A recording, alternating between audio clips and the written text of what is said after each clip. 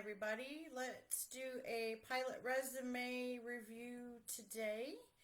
And this resume is a flight instructor resume, so it looks like they are currently a flight instructor.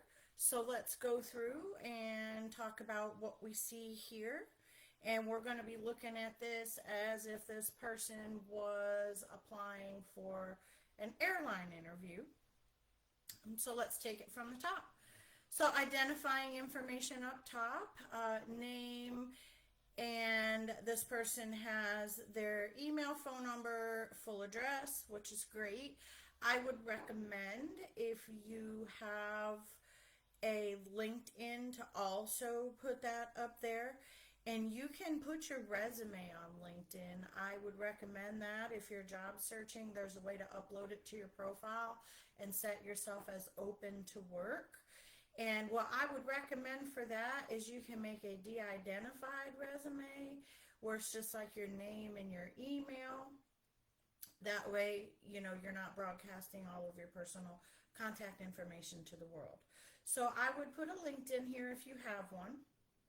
Now, pilot resumes, typically we don't put a summary or a goals up top here. You want to have it where you're going straight into your certificates and ratings and your flight time.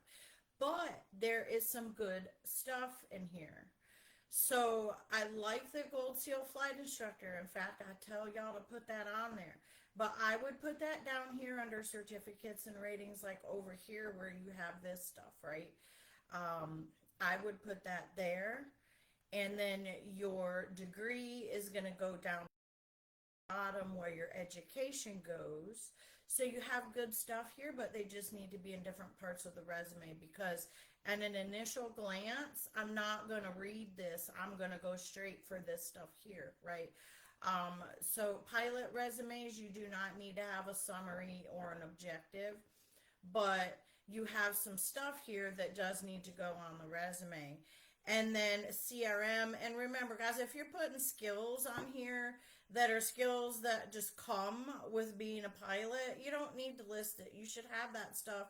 It's expected. Now, if you have some other soft skills, I would list those there. Again, but not here. I would use this type of verbiage for like your cover letter and things like that. But there was something else I wanted to point out. No failed check rides.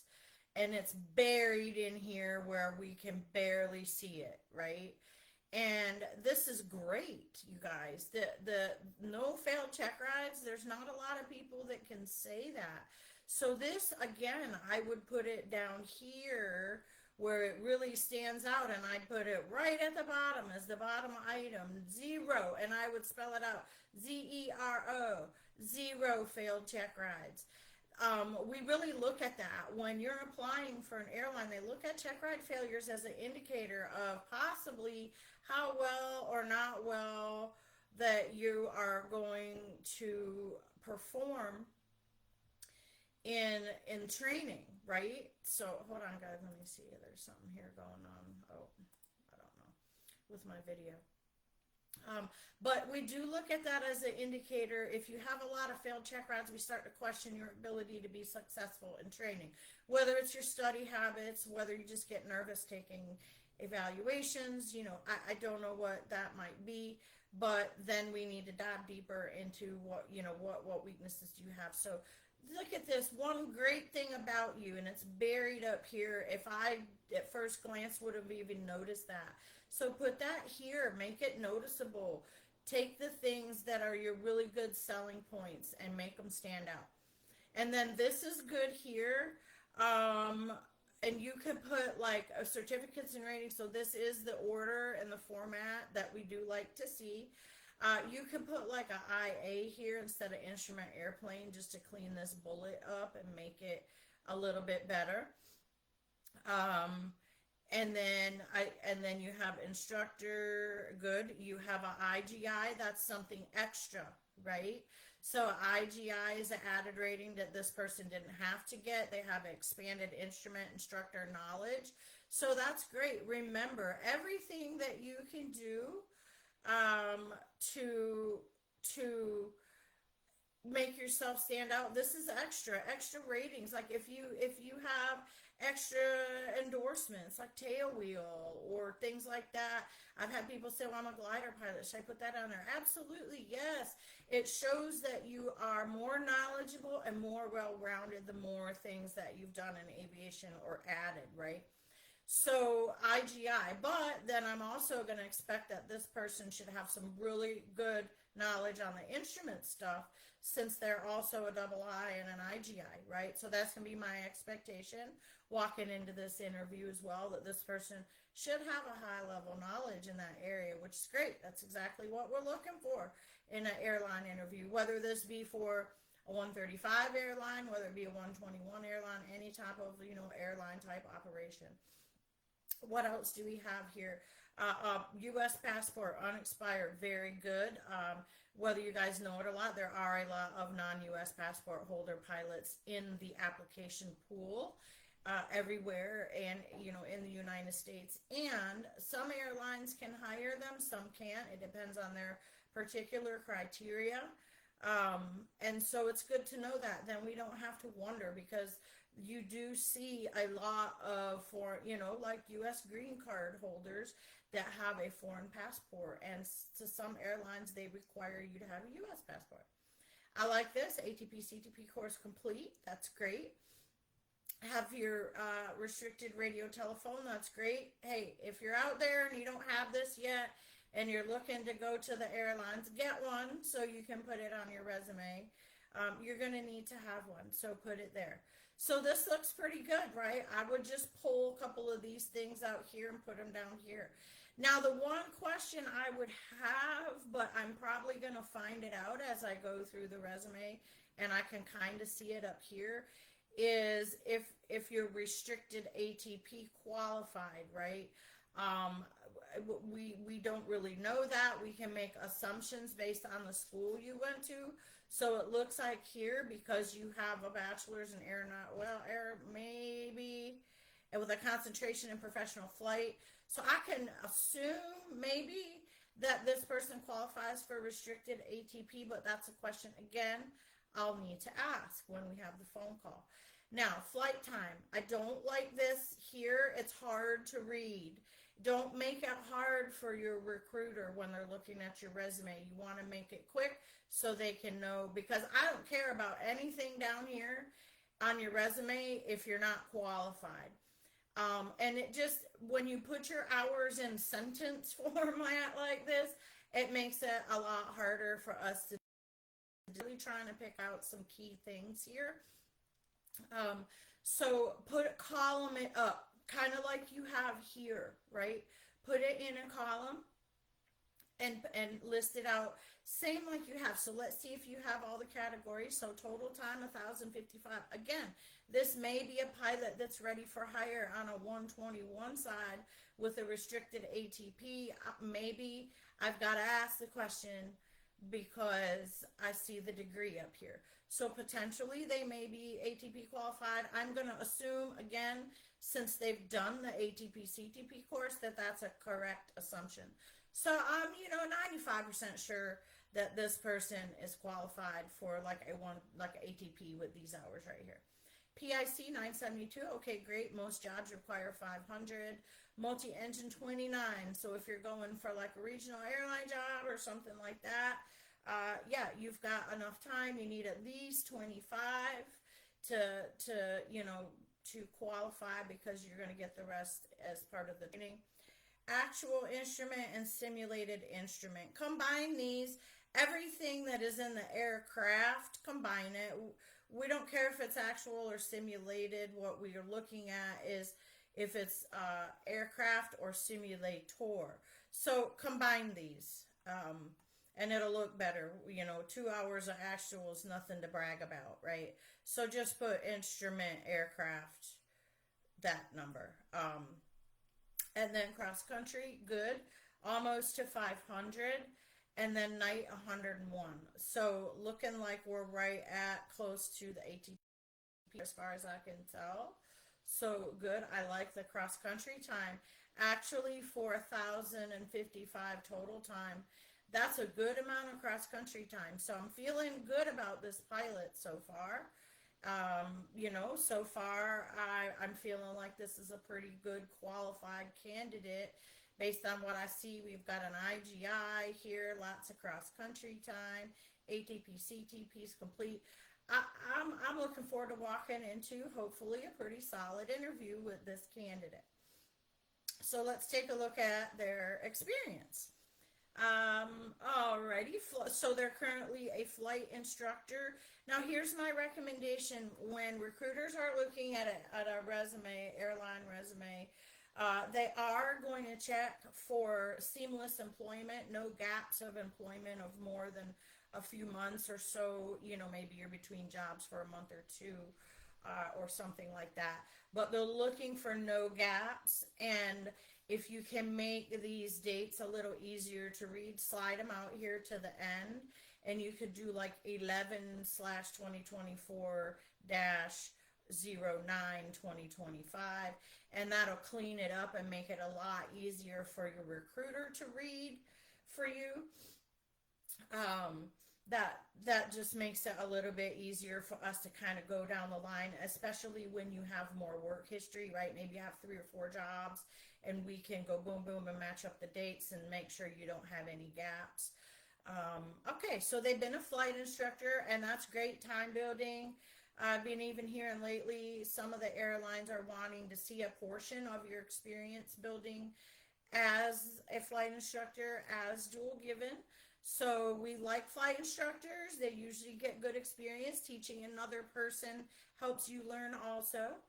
And a couple of bullet points here, that's fine. We know what a flight instructor does, right? So it's fine to put a couple of things here. I would also put like manage student curriculum, right? Because you are, right? You're managing their training. Maybe use some better kind of bullet words. AI is really good at helping with that. You can plug this in. It makes up great stuff. And then produce clerk. And then, okay, so then we see this job here. So let's look here. They were from January 24. Oh, I'm sorry, May to January 24. And then see, there's a gap here. So my question is going to be from January 24 to November 24, what did you do? My assumption is, when I look down here, that you were in school. But I need to verify that, right? But from what I can tell by looking at your dates, right, especially right here, you graduate, well, yeah. You were probably in flight school, and you were probably doing this job as a little part-time job, and then you were in flight school, and then you were a flight instructor. That's what I'm assuming based on what I'm seeing here.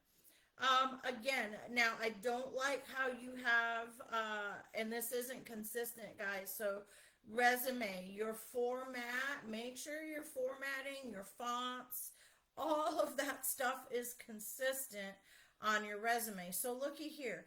We have a job experience with bullet points, and then this one is like bullet points, but they're kind of scattered in here in like sentence format. Make it look the same. Do a couple bullet points here just like you did here. And something that I tell everyone about non-aviation employment, it is important. We're still looking for stuff in there. We're looking for soft skills, management skills, people skills, project management skills, things like that, because as a pilot, you're going to be managing an aircraft, you're going to be managing crew and people and complicated systems. So we look for soft skills that you may have, because hopefully, I mean, the plan is you're going to become a pilot at the airline you're in, or I'm sorry, a captain at the airline you're interviewing for. So we're looking to see what soft skills you have that we can continue to develop to make you into a captain. So it is important.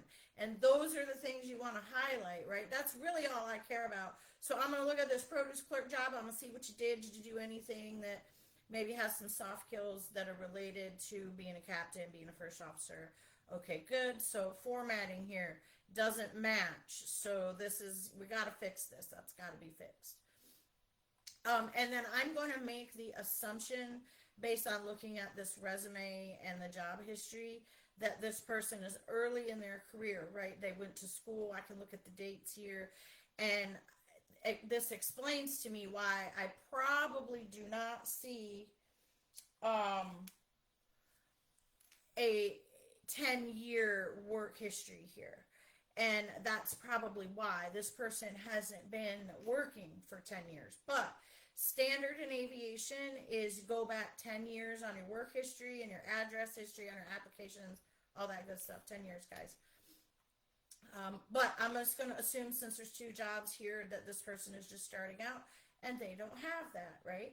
So, okay, let's go down to the next section.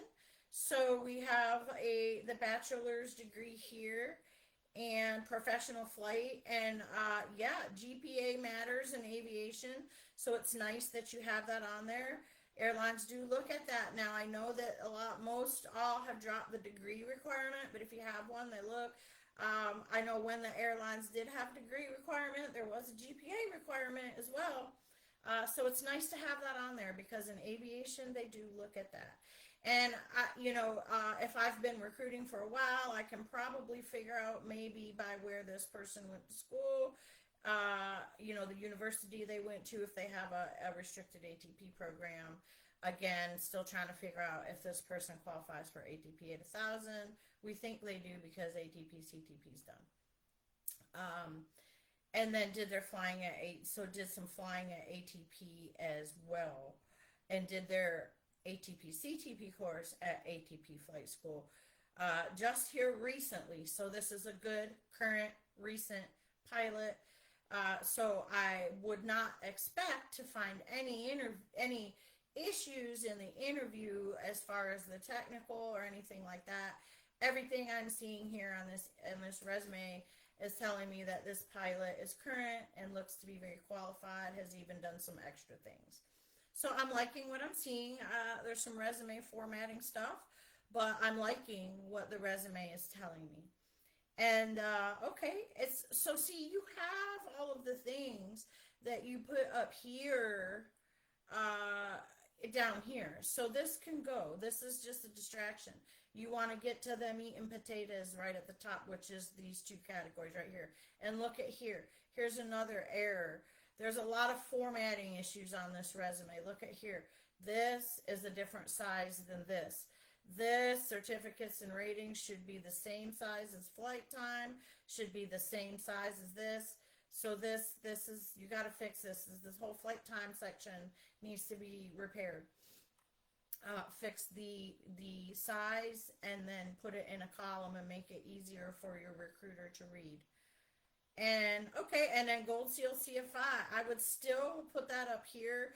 I would put right at the bottom, 0 check ride failures, Gold Seal CFI. Those are really good selling points for you in this very competitive market. And then you have a degree. Most people, or a lot of people, aren't pursuing a degree now. That's not required. So that also is going to give you a leg up. And yeah, and you want a scholarship. So there, that tells me some things about you. You were good enough you want a scholarship. And then you have your extracurricular activities is you men's league baseball, participate in team sports. That's always great. You're a team player. What I would recommend is that you also join some sort of aviation organization and put that on here, down here as well.